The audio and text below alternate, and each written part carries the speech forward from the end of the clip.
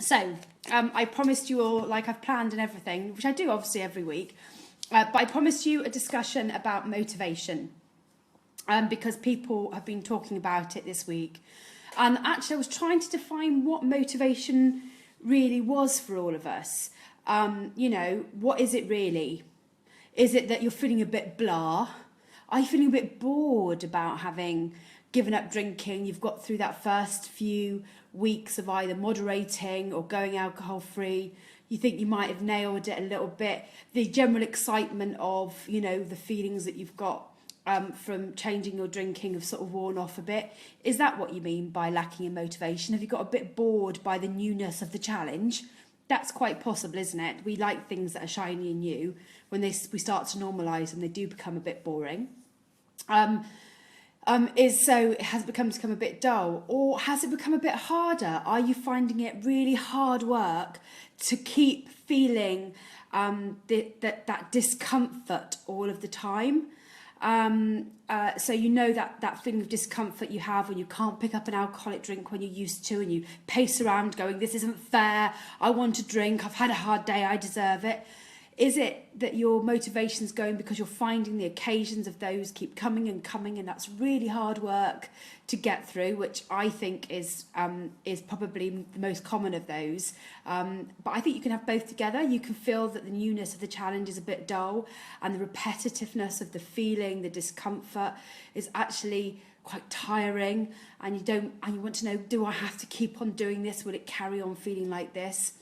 Is it also because you're further away from the reasons why you first started this, and you're beginning to forget a little bit about why you started this? And was it really so bad after all? Because this discomfort is feeling a bit shit right now.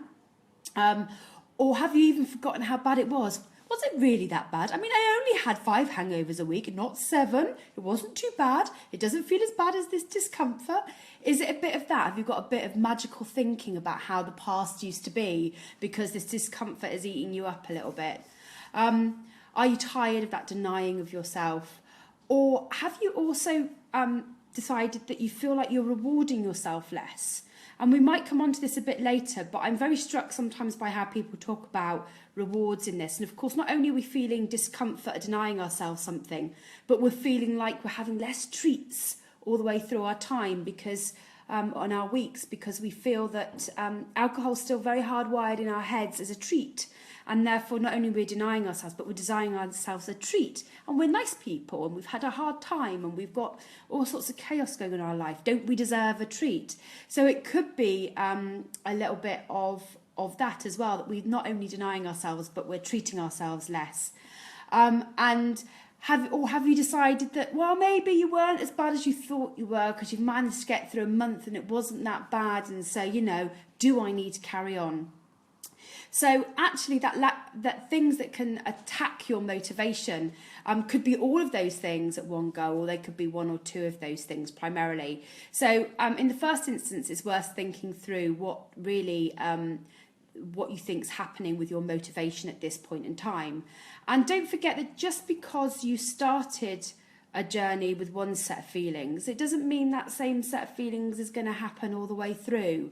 You may have felt that the first few weeks was really exciting, but now it isn't, or something's normalised a bit more and now you feel differently about things. You may have learned something, and so that's changed the plan that you had at the start.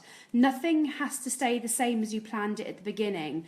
Like I said, changing your drinking is always a process. It's a marathon, not a sprint. And so you need to consistently and often review your goals, review what's happening in your head, and think about what the next plan of strategy is.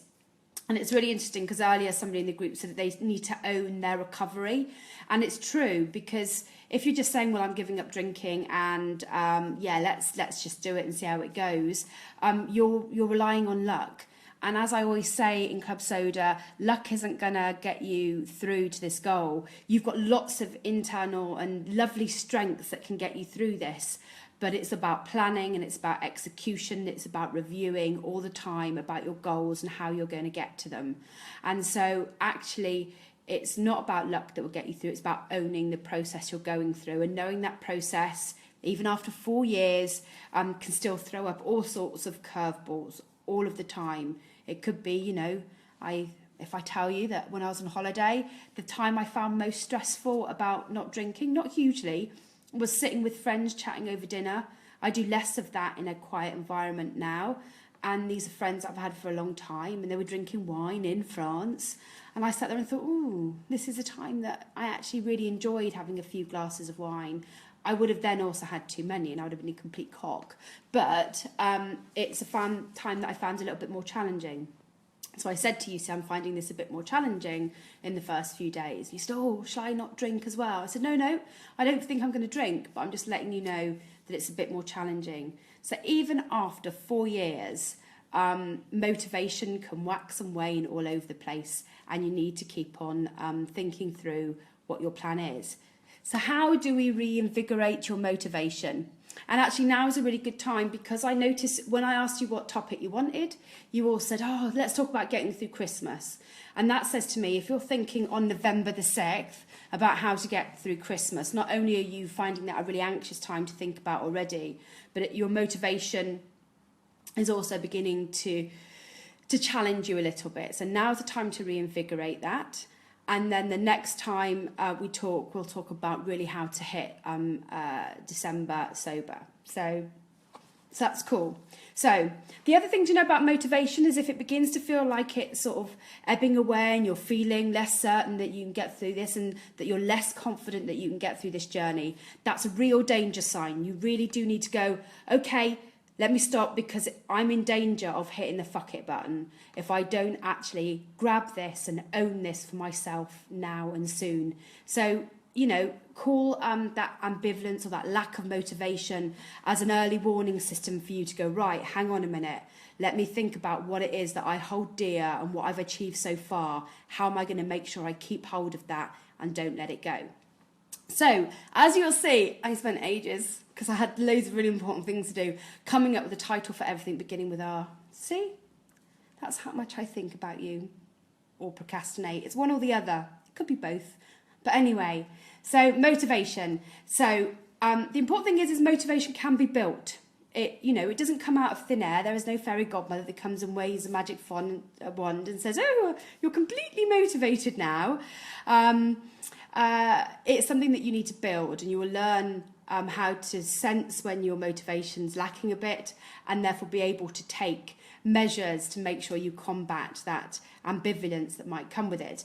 So the first thing to do is recognise it. So like I said, absolutely, Annalise, it actually recognising that what you're beginning to do is lacking in motivation is an early warning sign. Recognise it and know that it's something you need to actively work on. Try and detect what it is that means you're flagging now. Is it that constant relentless pressure of feeling discomfort? And like I said, is it because you can see Christmas on the horizon, you've started to get Christmas parties and you're beginning to feel a sense of FOMO? Is that challenging? Is it because you've actually found it quite easy, and now you think, well, maybe if it wasn't that difficult, maybe I could try and drink again? And I feel like there comes a point when we begin to be like a petulant child and stomp and demand that we have ice cream because we deserve it, because we're really great people and we're having a stressful time. Is it because of that? What has triggered it? Decide what you think's triggered it and write it down. It may be more than one thing. It may be lots of things altogether. It's quite possible it may be a number of things that have collided into a perfect storm that really begins to damage your motivation. But recognise it. That's the first thing. And then the second point is to reflect on it. And not only reflect on what it is that's brought you to this point right now, but think back over the month, the 2 months, the 8 months, the 12 months, the 18 months that you've done so far, and take some time to reflect on your journey so far. We're really bad at seeing our own progress because we're always living in the moment with ourselves. And it took me a while to realise that I have come a long way. And it's not just about the drinking that I've come a long way in. It's my ability to recognise my emotions and not act on them immediately. I know Lucy will probably say that there was no sign that I'm doing that, but I'm a lot better than I was, I can tell you. And I've learnt so much about myself in just a short amount of time. And so it is good to sit and think back across your whole journey. Maybe talk to a few friends and ask them the difference that they've seen in you. Maybe go through and think about your skin and your weight and your eyes. Remember, I always say, look at whether you've still got the creamy eyes or the lovely glowing white eyes. Have a look at your hair. Have a think about some days you've really enjoyed. Think about some time you spent with people where you felt really present and almost wanted to cry because you remember always doing that through a hangover. Take some time to reflect on the journey you've been on so far. You know, if you go into the Facebook group and you type in your name, you'll probably come up with lots of your old posts. Scroll down those, have a look at things that you've posted in the past. But alongside writing down why you feel your motivation's waning now, tell the story of your journey so far. What were the highs? What were the lows? How many days did you feel you felt discomfort? How many days did you do dry? What did it feel like to pick up again after falling off the wagon and actually managing to get back on it again? You've done some amazing stuff, guys. You've picked yourself up time and time again when you thought it wouldn't be possible. You've kept your confidence high. You know, there'll be people that wish they could do that and they can't, and you've all done it. So start to write that journey down. And if you need to, then go and have a look on there's the decision balance sheet that I've now put in the files section. And if you go into there, you can download that.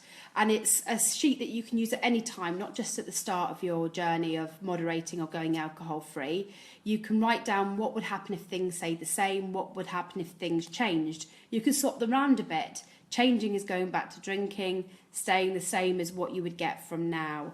So use that decision balance sheet to help reflect on the journey that you've done so far, because you've got lots of successes in it. And in fact, if you want to, ask the group, what have you noticed in me in the time that I've given up drinking since I've been on the group? Just look at Jules's posts. Just look at Janet's posts. I mean, there's some amazing things there, some amazing stories of success and real change, and we can all achieve that too. So once you've recognised and you've reflected, you need to review that success so far. But also think about what your goal is now. So you might have set out a goal to only drink at weekends or to only drink 2 glasses of wine twice a week. You might have set a goal to go alcohol free for now, and for now was carried on month by month. You may have decided you're quitting forever. Your goal, your decision. But you might want to review it because actually you've learned a lot. And just by the fact that you're feeling your motivation is waning, you are learning something else new. So why don't you review your goal? You may decide that rather than rolling on from month to month on I'm doing another month, you might want to set yourself a bigger, tougher challenge and be able to say out loud you're going to do a whole year or 2 years or whatever. You may want to change your moderation tactics and plan based on what you've learnt. Goals don't have to be set in stone. They can move with you as you develop and grow. And there's no kidding here. You are all developing and you are all growing and you are all learning. So review your goal. You can go back onto the Club Soda website now that it's fixed and actually set your goal on there and track your progress. And there is some motivational questioning that will allow you to do that. And that's getting better day by day as we can afford to make tweaks to the site. But that's one way to track your progress. But as you know, there are tons of apps out there already. Now, Cymbeline, it doesn't mean that just because I say moderation, that's necessarily the goal that you want to go for. That's still a very short-term goal, talking about one day. What's this one day part of? Is it part of 6 months of only once a week doing that tactic? I want you to be more ambitious than just this Thursday. That's a plan, not a goal. So I'm being tough on you. Sorry about that. But I want you to be ambitious for yourself. I'm happy for you to do this in sprints and to do chunks of time. But certainly I want you to be ambitious about that and not just stick to really, really short term. So I appreciate totally, Cymbeline, it's a difficult lunch, but I want to hear what your bigger picture is. Okay? So you've reviewed your goal. And I've actually, I'll actually just put you in a post right into the, I'm going to try and actually put a link directly into here. Am I bullying, Beverly? I'm just trying to be a bit tough. Honestly. It's because I love you all. And so I'm just going to put in a link, because I think Sarah's 7 months alcohol-free post is worth looking at, because being able to, she wrote and reflected on her 7 months, and that was a really useful process for her. That's okay, Sunbeam. Cool, perfect. So there we go. So there's a first link. So those are all things about reflection and reviewing. Then there's some big questions to ask about your inner critic. So we know the inner critic is devious. We know it will find any excuse to knock you off course. It will find reasons for you not to stick to your moderation plan because there are exceptions, because so-and-so's over on holiday, because it's somebody you haven't seen for 30 years, or it's because you might stop being alcohol-free because you're going on an all-inclusive holiday, or just because you feel like you need a reward. Now, here's some really interesting stuff. Is that okay, I'm just going to try that, is to retune your thinking. So think about what the dominant chatter of your inner critic is. I'm pretty sure that a lot of you are feeling like you're depriving yourself because we're used to using alcohol as a reward. It's such a strong neural pathway bloody trigger. It is so hardwired into our psychology. If you think about it, from ever since we were, a young child, we've learned that alcohol is part of celebrating, it's part of rewarding for a good day, it's part of rewarding for a bad day. It's really, really built into our structure. So you might need to start beginning to twist that thinking around and start to challenge your inner critic with some logic. Why is giving ourselves something that's so bad for us a sign of a reward? If I was to really think of a reward that would really satisfy me, make me think happy, what is it? You might have to work quite hard on that, because nothing will, we're trying to shift some 20, 30 years of hard wiring. So what is it about our inner critic that's so dominant at the minute? What sort of negative thinking do we need to retune? And you'll begin to see it a lot now, because the alcohol adverts will come out for Christmas. They'll begin to tell us that they make us perfect, they make us happy, that the sign of a great Christmas is that. And have you noticed that nearly all the alcohol adverts are slightly blurred photography with people with perfect teeth? Now, if they drink that much, they haven't got perfect teeth, quite frankly. Perfect teeth, or they're American. Perfect teeth and drinking drink and it's the only way to be happy. You actually need to really challenge that with some logic. Would it make me happy? Look at what they would be like after the second glass. Look at how they might feel the next morning. Look at how many empty calories they've had. Look at really what alcohol does to your body. Is that really a reward? Why, if I think I'm having a great night out, is this the thing that I think makes the night out great? Why isn't it not having a conversation with someone that I've not seen for a while? Or finding out a little bit more about a work colleague that I've only seen across the office. So begin to retune your thinking. This is not a reward. It is not a reward for you. Even if you're moderating, and this is even more important, even if you're moderating, you still need to get away from that idea that you will reward yourself at the end of your successful period of moderating, or at the end of a week of going alcohol free, by having alcohol. Your reward should never be that alcohol, because you still need to break that link between alcohol being your reward. And so always think of your rewards as something else.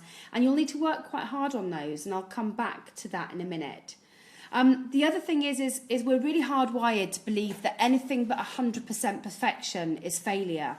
And the hard truth is that there is no such thing as 100% perfection. You will not achieve 100% perfection as a human being. So so that's why it's really important that you get back on the wagon after you've slipped up, because actually you've got a whole bank of alcohol-free days or successful moderating days behind you, which you should not discount. They are successes. Every single one of those is a success. So make sure you retune your brain to remember what your successes are. and retune yourself to not think that when there's been a failure, that this is somehow, that's it, I failed, I've gone bust, hit the fuck it button. You need to retune yourself away from that as well. You are on a journey. This is progress. Every time something happens that challenges your sobriety or the goal that you set yourself, you learn more about yourself. You learn more about how it is that you can make this possible in the longer term. So make sure that you get away from that idea that perfection is a way to hit it. And the other important thing is if you've got an aligned goal, and so that might be that you're looking to lose weight, and I know that quite a few of you are, or if you're looking to do a challenge, like if you're doing Hugo's swimming challenge, don't use failure or perceived failure or a night where you've done badly in that other challenge as a way to hit the alcohol fuck it button. Because I can see you all now going, oh, well, I failed at becoming 6 stone and therefore that's it. I may as well just give up on everything and start drinking again. We know it. We've all been there. We've all done that. So again, make sure that you don't use any aligned goals or not 100% perfection in your aligned goals as a way to hit the fuck it button on this one. Equally, you know, the way to keep to any of your aligned goals is also to see it as a process and so on. But we'll come on to aligned goals as well. And Harriet said something really lovely on Facebook earlier, that there's a really good question to ask yourself every time that you're tempted to drink and every time that you feel like this is a reward that you're missing, is to think about, will what I'm doing take me further towards or further away from my drinking goals? If it's taking you further away from your goals, you can make a plan to still do it and stick to your goal, or decide against doing the whole thing. So if you're thinking about going to an event or a party, will this take you further away or will it take you closer? If it takes you further away, then you need to have a plan to get through that event or that milestone, or you may need to decide to do something else. And that way you will always be in control of the outcome that you want. It's that level of consciousness will give you the outcomes and different outcomes. So, and the other thing to remember is do you really, you know, think of all the discomfort you've been through over the months that you've been doing this and working really hard on this. Do you really want to just blow it all now after going through all that pain and all of that gain, and then go, well, sod it, it's just too difficult? So that's another good reason to reflect on what it is that you've achieved so far, even if that achievement is just getting through some really white knuckle nights where all you wanted to do was to have a beer or a glass of wine. So once you've retuned your thinking, I think you need to do a bit of replanning, because what you would have done by now is learn a lot about, reminded yourself about your triggers, reminded yourself around, had a little think about why your motivation's waning.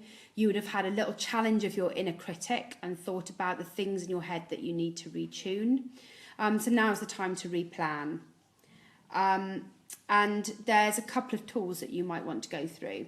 The first is if you're feeling overwhelmed by the task as a whole, then break this down into smaller steps. And this works if you're going alcohol free or if you're moderating. List all the things that you can do to cut back on drinking. Maybe start with a list of 20.